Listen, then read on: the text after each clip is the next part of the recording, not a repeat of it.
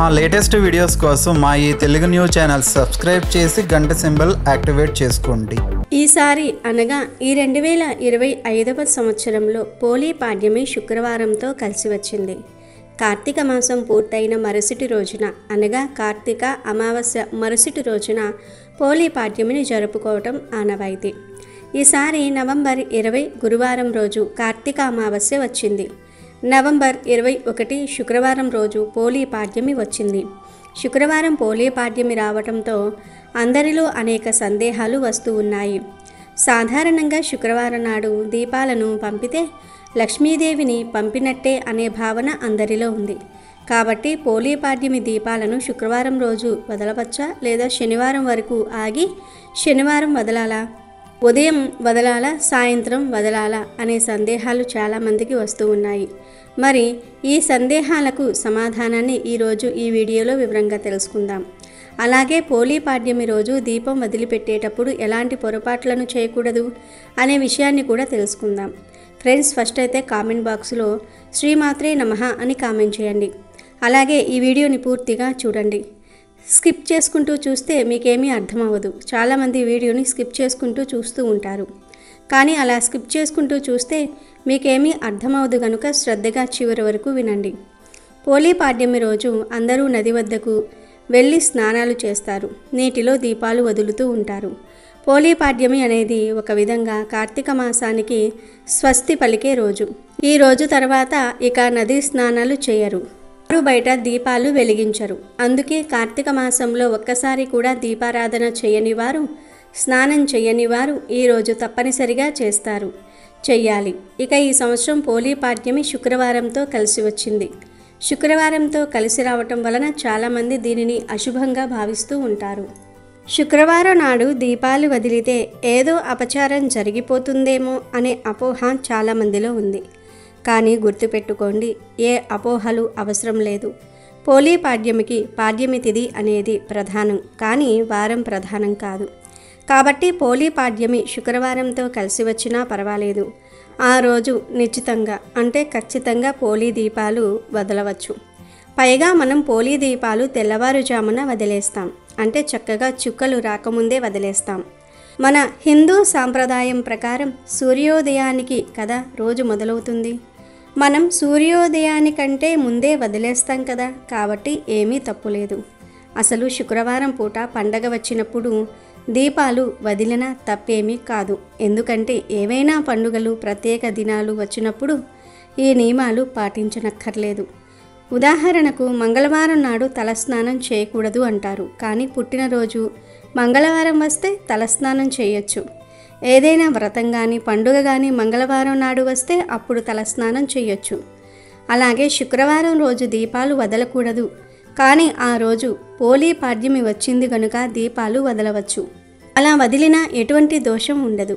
మీ ఇష్టాన్ని బట్టి మీరు ప్రొద్దున అయినా పోలీ దీపాలు వదులుకోవచ్చు, లేదు అంటే సాయంత్రమైనా వదులుకోవచ్చు. ఎటువంటి అభ్యంతరము లేదు. కానీ పొద్దున సమయంలో పోలీ దీపాలు వదిలితేనే మంచిది అంటారు పెద్దలు. కాబట్టి పోలీ దీపాలను శుక్రవారం వదలవచ్చు. శనివారం వరకు వేచి ఉండాల్సిన అవసరం లేదు. ఎందుకంటే శుక్రవారం నాడు పోలీ స్వర్గానికి వెళ్ళిపోతుంది. మనం శనివారం వదలాలన్నా ఆ పాటికి మనం పంపించకపోయినా పోలీ స్వర్గానికి వెళ్ళిపోతుంది. కాబట్టి శుక్రవారం నాడు వదులుకోవచ్చు. ఎటువంటి ఇబ్బంది లేదు, ఎటువంటి అనుమానము పడవలసిన అవసరం కూడా లేదు. నీటిలో దీపాలు శుక్రవారం నాడు వదిలితే శుభమే తప్ప అశుభం కాదు. అలాగే అందరూ పోలీ పాడ్యమి రోజు ఉదయం 4 గంటల నుండి 6 గంటల 30 నిమిషాల లోపు పోలీ దీపాలు వదిలివేయాలి. ఇది పోలీ దీపాలు వదలడానికి శుభ సమయం. ఈ సమయం దాటిన తర్వాత పోలీ దీపాలు వదిలిన పూర్తి ఫలితం దక్కదు గనక ఉదయం 4 గంటల నుండి 6 గంటల 30 నిమిషాల లోపు పోలీ దీపాలు వదిలివేయండి. శుభ ఫలితాలను పొందండి. ఇక ఇప్పుడు పోలీ పాడ్యమి రోజు చేయకూడని పొరపాట్ల గురించి తెలుసుకుందాము. 99% మందికి ఈ పొరపాట్ల గురించి తెలియక ఈ పొరపాట్లు చేసి పాపాన్ని మూటకట్టుకుంటున్నారు. చాలామంది ఈరోజు 30 లేదా 31 సంఖ్యలో ఒత్తులు వేసి దీపాలు పెడతారు. కానీ అలా చేయకూడదు. ఖచ్చితంగా 33 ఒత్తులు వేసి దీపాలు వెలిగించుకోవాలి. కార్తీక మాసం 31 రోజులకు 31 ఒత్తులు, అలాగే పాడ్యమి రోజుకు 2 ఒత్తులు కలిపి మొత్తం 33 ఒత్తులు వెలిగించుకోవాలి. చాలామంది 30, 31 సంఖ్యలో ఒత్తులు వేసి దీపాలు పెడతారు. కానీ అలా చేయకూడదు. ఖచ్చితంగా 33 ఒత్తులతోనే దీపాలు వెలిగించుకోవాలి. అలాగే పోలీ పాడ్యమి రోజు చాలామంది కొబ్బరి చిప్పల్లో, ప్లాస్టిక్ థర్మాకోల్ కప్స్లో దీపాలు పెట్టి వదులుతూ ఉంటారు. కానీ అది చాలా తప్పు. ఎందుకంటే ఇవి గంగలో కలిసిపోవు. వీటిల్లో దీపాలు పెట్టి నదులలో వదిలితే వీటి వలన నీటిలోని చరాచరులకు కూడా హాని కలిగిస్తాయి. కొబ్బరి చిప్పల్లో దీపాలను పెట్టి నీటిలో వదలటం వలన అవి తొందరగా మట్టిలో కలువవు. ఎవరైనా సరే స్నానం కోసం ఆ కొలనులో లేదా ఆ కాలువలో లేదా ఆ నదిలో దిగినప్పుడు పొరపాటున అవి వారి కాలికి గుచ్చుకునే ప్రమాదం కూడా ఉంటుంది. దాని వలన పుణ్యం రాదు, పాపం చుట్టుకుంటుంది. ఖచ్చితంగా పోలీ పాడ్యమి రోజు శాస్త్రం ప్రకారం అరటి డొప్పల్లోనే దీపాలు వెలిగించి నదులలో వదలాలి. ఇదే శాస్త్రం. ఒకవేళ మీకు అరటి డొప్పలు అందుబాటులో లేకపోతే ప్రసాదం డొప్పలు, ఇస్తరాకు ఆకులతో చేసిన డొప్పలు ఉంటాయి కదా, అటువంటి డొప్పల్లో పెట్టి వెలిగించవచ్చు. అంతేగాని కొబ్బరి చిప్పల్లో, ప్లాస్టిక్ డొప్పలలో, థర్మాకోల్ కప్స్లో దీపాలు పెట్టి నదులలో వదలవద్దు, పాపం చుట్టుకుంటుంది. ఎందుకంటే మనం పెట్టిన దీపాలు గంగలో ఐక్యమైపోవాలి. అప్పుడే ఫలితం కలుగుతుంది. అరటి డొప్పల్లో దీపాలు వదిలితే ఆ అరటి డొప్పలు కిందికి వెళ్ళి మెత్తగా మారిపోతాయి. ఆ అరటి డొప్పలను చేపలు తినేస్తాయి. కానీ ప్లాస్టిక్, థర్మాకోల్ నీటిలో కరగవు, పైగా జలాచరులకు కీడు చేస్తాయి. కనుక వీటిల్లో దయచేసి దీపాలు వదలవద్దు. ముఖ్యంగా కొబ్బరి చిప్పల్లో దీపాలను వదలవద్దు. అవి అక్కడ స్నానం చేసే జనాలకు గుచ్చుకొని ప్రమాదం జరిగే అవకాశం ఉంటుంది. కాబట్టి ఈ పొరపాట్లు చేయవద్దు. అలాగే పోలీ పాడ్యమి రోజు నెలసరిలో ఉన్న ఆడవారు పొరపాటున కూడా నది దగ్గరకు వెళ్ళి కానీ లేదా ఇంటి వద్ద కానీ నీటిలో దీపాలు వదలకూడదు. అలా చేస్తే పాపం కలుగుతుంది. పోలీ పాడ్యమికి నెలసరిలో ఉన్న ఆడవారు దీపాలు వదలవద్దు. దీపాలు వదలలేకపోయామని మీరేమీ బాధపడకండి. నెలసరిలో ఉన్న ఆడవారు మనస్ఫూర్తిగా పోలీ పాడ్యమి రోజు మనసులో దైవాన్ని స్మరించుకోండి చాలు. ఎందుకంటే భక్తి ముఖ్యం. హంగులు, ఆర్భాటాలు అవసరం లేదు. పోలీ స్వర్గం కథ ద్వారా తెలుసుకోవలసిన విషయం ఇదే.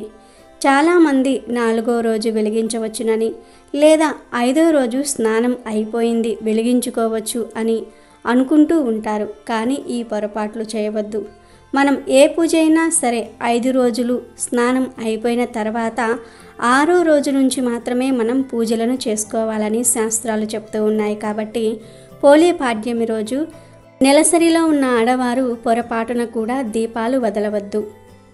ఈ పోలీ పాడ్యమి రోజు ఉపవాసం ఉండాల్సిన అవసరం లేదు. కానీ ఆడవారు ఈరోజు తెల్లవారుజామున నిద్రలేస్తారు కనుక మధ్యాహ్నం కాసేపు నిద్రపోతూ ఉంటారు. కానీ ఈరోజు మధ్యాహ్నం ఎట్టి పరిస్థితుల్లోనూ నిద్రపోకూడదు. అలా నిద్రిస్తే మీరు చేసిన పూజకు ఫలితం రాదు. అదేవిధంగా పోలీ పాడ్యమితో కార్తీక మాసం పూర్తయ్యి మార్గశిర మాసం ప్రారంభమవుతుంది. కనుక చాలామంది పోలీ పాడ్యమి రోజు మాంసాహారం తింటారు. అంటే కార్తీక మాసం 30 రోజులు మాంసాహారం తినని వారు ఈ రోజు నుండి మళ్ళీ మాంసాహారం తీసుకుందాం అనుకుంటూ ఉంటారు. కానీ ఈ పోలీ పాడ్యమి రోజు ఎట్టి పరిస్థితుల్లోనూ మాంసాహారం తినకూడదు. మరుసటి రోజు నుండి మాంసం తీసుకోవచ్చు. కానీ పోలీ పాడ్యమి రోజు మాత్రం ఎట్టి పరిస్థితుల్లోనూ మాంసాహారం తినకూడదు. అలాగే పోలీ పాడ్యమి పూజ చేసేవారు తప్పనిసరిగా ఈరోజు బ్రహ్మచర్యం పాటించాలి. పొరపాటున కూడా ఈరోజు భార్యాభర్తలు కలవకూడదు. అదేవిధంగా పోలీ పాడ్యమి రోజు దీపాలు వెలిగించేవారు తప్పకుండా నదులలో, కొలనులు లేదా కాలువలలో తప్పకుండా స్నానం చేసి ఈ పోలీ పాడ్యమి దీపం వదలాలి లేదా వెలిగించుకోవాలి. నదులలో స్నానం చేసే వీలు లేని వారు మీకు అందుబాటులో బావిలు ఉన్నా ఆ నీటితో స్నానం చేసి అయినా సరే ఈ దీపాలను వెలిగించుకోవచ్చు. లేదా కాలువలో కూడా స్నానం చేయవచ్చు. ఇవేమీ కుదరని వారు సాయంత్రం బకెట్ నీటిని ఆరుబయట ఉంచి ఉదయాన్నే గంగాదేవి నామాన్ని 3 సార్లు తలుచుకొని స్నానం చేస్తే గంగా నదిలో స్నానం చేసిన ఫలితం కలుగుతుంది. అలా స్నానం చేసి నదులలో, చెరువులలో, కాలువలలో పోలీ దీపాలను వదలవచ్చు. మాకు నదులు, కాలువలు, చెరువులు చాలా దూరంలో ఉన్నాయి అనుకున్నవారు ఇలా బకెట్ నీటితో స్నానం చేసి ఆ తర్వాత మీరు అక్కడికి వెళ్ళి ఆ నదులలో కానీ, చెరువులో కానీ, కాలువలో కానీ దీపాలను వెలిగించుకోవచ్చు. ఇలా వదిలే అవకాశం లేనివారు ఇంటి వద్ద తులసి కోట వద్ద అయినా సరే టబ్లో లేదా బకెట్లో కూడా ఆ దీపాలను వెలిగించుకోవచ్చు. ఈ దీపాలను స్టీల్ బకెట్లో లేదా స్టీల్ టబ్బుల్లో వెలిగించుకోకూడదు. ఇత్తడి లేదా అల్యూమినియం లేదా ప్లాస్టిక్ బకెట్లలో వెలిగించుకున్నా పర్వాలేదు. ఈ పూజ అంతా కూడా సూర్యోదయానికి పూర్వమే అయిపోవాలి. కాబట్టి జాగ్రత్త వహించండి. ఉదయాన్నే వెలిగించాలి కదా అని 8కో 9కో కాకుండా సూర్యోదయానికి పూర్వమే అంటే కనీసం 5:30, 6 లోపు వెలిగించేసుకోవాలి. అదేవిధంగా 33 వత్తులను వెలిగించేటప్పుడు అగ్గిపుల్లతో వెలిగించరాదు. ఏకహారతి ద్వారా వెలిగిస్తే చాలా మంచిది.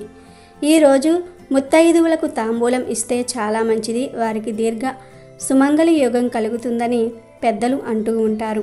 పొరపాటున కూడా ఆ తాంబూలంలో నలుపు, కాఫీ రంగు, ఊదా రంగు వంటి కలర్లో ఉన్న జాకెట్ ముక్కలను ముత్తైదువులకు ఇవ్వకూడదు. ఎరుపు, ఆకుపచ్చ రంగు, పసుపు రంగు ముక్కలు ఇస్తే చాలా మంచిది. కాబట్టి పోలీ పాడ్యమి రోజు పూజ చేసే వారందరూ కూడా తప్పక ఈ నియమాలను పాటించుకోవాలి. అప్పుడే మీరు చేసే పూజకు ఫలితం లభిస్తుంది. లేదంటే పూజకు ఫలితం రాదు, పైగా కష్టాలు ఎదురవుతాయి. పూర్వం కృష్ణా నదీ తీరంలో బాదర అనే ఒక గ్రామం ఉండేది. ఆ ఊళ్ళో పోతడు అనే ఒక చాకలివాడు ఉండేవాడు. ఆయన భార్య మాలి, మహాగయ్యాలి. ఆ వీధిలోనూ ఆ ఊళ్ళోనూ ఆమె ఎవ్వరినీ నెగ్గనిచ్చేది కాదు. ఆమెకు 4 కొడుకులు. వాళ్ళందరికీ కూడా వివాహం జరుగుతుంది. మొదటి 3 కోడళ్ళు కూడా అత్తగారి మాదిరిగానే గొడవలు పెట్టుకునే రకం. అందువలన మాలి ఆ 3 విషయంలో తగ్గి ఉండేది. 4వ కోడలు పోలి అంటేనే ఆమెకు మహాలోకువ. పోలికి అనుకువ, దైవభక్తి ఎక్కువ. పోలి భర్త కాస్త మెతక మనిషి. అందువలన ఆమె ఆ ఇంట్లో మరింత అలుసు అవుతుంది. అతతో పాటు మిగతా 3 కోడళ్ళు కూడా ఆమె పట్ల చాలా కటువుగా ప్రవర్తిస్తూ ఉంటారు. వాళ్ళంతా ఏ పని చేయకుండా మొత్తం పనంతా కూడా పోలికి అప్పగించేస్తూ ఉంటారు. దాంతో పోలికి చాలా కష్టమైపోతూ ఉంటుంది. పోలి చాలా కష్టపడుతుందని తెలిసిన భర్త ఎవరినీ ఏమీ అనలేని పరిస్థితి. పాపం ఊళ్ళో వాళ్ళు కూడా పోలి పరిస్థితికి జాలిపడుతూ ఉంటారు. ఆమెకు ఆ ఇల్లే పంజరమైపోయిందని చెప్పుకుంటూ ఉంటారు. అలా ఒకసారి కార్తీక మాసం వస్తుంది. మాలి తన 3 కోడళ్లను తీసుకుని రోజు నదీ స్నానానికి వెళ్ళి వస్తూ ఉంటుంది. అక్కడ వారు దీపాలను వెలిగించి వస్తూ ఉంటారు. పోలిని ఇంటి దగ్గరే ఉంటూ పనులన్నీ చూసుకోమని చెప్తూ ఉంటారు. పోలి ఇంటి పనులతో సతమతమవుతూ ఉంటుంది. అయితే ఇన్ని రోజుల పాటు మాలి వాళ్ళు నదీ స్నానానికి వెళ్ళినా వాళ్లకు భగవంతుడిపై దృష్టి నిలవదు. ఇంటి దగ్గర పోలి పాలు తాగేస్తుందేమో, దొంగతనంగా పెరుగు అమ్మేస్తుందేమో, కార్తీక మాసం పూజ చేసేస్తుందేమో అని ఆమె గురించే ఆలోచన చేస్తూ ఉంటారు. పోలి మాత్రం మనసులో దైవానికి తన ఆవేదన చెప్పుకుంటుంది. కార్తీక మాసంలో నదీ స్నానం కాదు కదా, పూజ చేసుకోవడానికి కూడా పోలికి సమయం కుదరటం లేదు. ఆమెకు అత్త మరియు తోడికోడళ్ళు కలిసి ఎప్పుడు చూసినా ఏదో ఒక పని చెప్తూ ఉన్నారు. దాంతో తీరిక ఉండటం లేదు అని పోలి బాధపడుతుంది. తన వంటి దురదృష్టవంతురాలు ఉండకూడదని అనుకుంటుంది. అలా కార్తీక మాసం చివరికి వచ్చేస్తుంది. ఎప్పటిలాగే పోలికి పనులు అప్పచెప్పి అత్త మరియు మిగిలిన 3 కోడళ్ళు నదీ స్నానానికి వెళ్తారు. పోలి దీపం పెట్టేస్తుందేమోనని ఆలోచించి ఇంట్లో నూనె వత్తులు ఏమీ మిగిల్చరు. కానీ పోలి మాత్రం ఎలాగైనా సరే కార్తీక మాసంలో దీపం వెలిగించాలనే పట్టుదలతో కుండలోని నీటితో స్నానం చేస్తుంది. చిరిగినదే అయినా వాటిల్లో కాస్త మంచిదైన వస్త్రం ధరిస్తుంది. ఒక గుడ్డ పీలికను ఒత్తిగా చేసి కవ్వానికి అంటిన వెన్నను తీసి దీపం వెలిగించి భగవంతుడికి నమస్కరించుకుంటుంది. అత్తవారింట అనేక కష్టాలు పడుతూ కూడా తన నామాన్ని స్మరించిన పోలి తనను పూజించడానికి సమయం లేదని ఆవేదన చెందిన పోలి ఎలాగైనా సరే కార్తీక దీపాన్ని వెలిగించాలని ఆరాటపడిన పోలి నిజంగా ఆమె గొప్ప భక్తురాలు అని విష్ణుమూర్తి అనుకుంటాడు. వెంటనే తన సేవకుడైన సులీడుని పిలిచి పోలిని దివ్య విమానంలో వైకుంఠానికి తీసుకురమ్మని చెప్పి పంపిస్తాడు. దాంతో క్షణాల్లో సులీలుడు పోలి ఇంటికి చేరుకుంటాడు. ఒక దివ్య విమానం తన వాకిట్లో నిలవటము, అందులో నుంచి ఒక దివ్య పురుషుడు దిగి రావడాన్ని పోలి ఆశ్చర్యంగా చూస్తుంది. ఇప్పుడు సుశీలుడు పోలి దగ్గరకు వచ్చి, అమ్మ, నేను వైకుంఠం నుంచి వచ్చిన విష్ణుమూర్తి సేవకుడను అని చెప్తాడు. ఆమె భక్తికి మెచ్చిన విష్ణుమూర్తి ఆమెను దివ్య విమానంలో వైకుంఠానికి తీసుకురమ్మని తనను పంపించాడని అంటాడు. ఆ మాటలను పోలి నమ్మలేకపోతుంది. ఆమెలో ఆనందాశ్చర్యాలు చోటు చేసుకుంటాయి. ఎలాగో ఆశ్చర్యం నుండి బయటపడి పోలి విమానం ఎక్కడానికి సిద్ధమవుతుంది. దివ్య విమానాన్ని పోలి ఎక్కుతూ ఉండగా ఆమె అత్త, తోడి కోడళ్ళు ఇంటికి తిరిగి వస్తూ దూరం నుంచి ఆ దృశ్యాన్ని చూస్తారు. విషయం ఏమిటనేది వాళ్లకు అర్థమైపోతుంది. పోలి స్వర్గానికి వెళ్తోంది. తాను కూడా ఎలాగైనా సరే స్వర్గానికి వెళ్ళాలి అనే ఉద్దేశంతో మాలి పరిగెత్తుకు వచ్చి పోలి పాదం పట్టుకుంటుంది. మాలి పాదాన్ని పెద్ద కోడలు, ఆమె పాదాన్ని తరువాత కోడలు, ఇలా అంతా ఒకరి పాదాలు ఒకరు పట్టుకొని గాల్లో వేలాడుతూ ఉంటారు. అప్పుడు సుశీలుడు, ఇది విష్ణుమూర్తి అనుగ్రహంతో మాత్రమే అడుగు పెట్టగలిగే దివ్య విమానం. ఎంతో పుణ్యం చేసుకుంటేనే తప్ప ఎవరికీ ప్రవేశం ఉండదు. అందువలన పోలి పాదాలను వదలండి. మీరు చేసిన పాపాలకు నరకమే శరణ్యం. మీరు వెళ్ళవలసింది అక్కడికే అని అంటాడు. అయినా వాళ్ళెవ్వరూ కూడా ఆ దివ్య విమానాన్ని వదలకపోవటంతో మాలి చేతులను సుశీలుడు నరికేస్తాడు. దాంతో ఆమెతో పాటు ముగ్గురు కోడళ్ళు కూడా అక్కడి నుంచి క్రింద పడిపోతారు.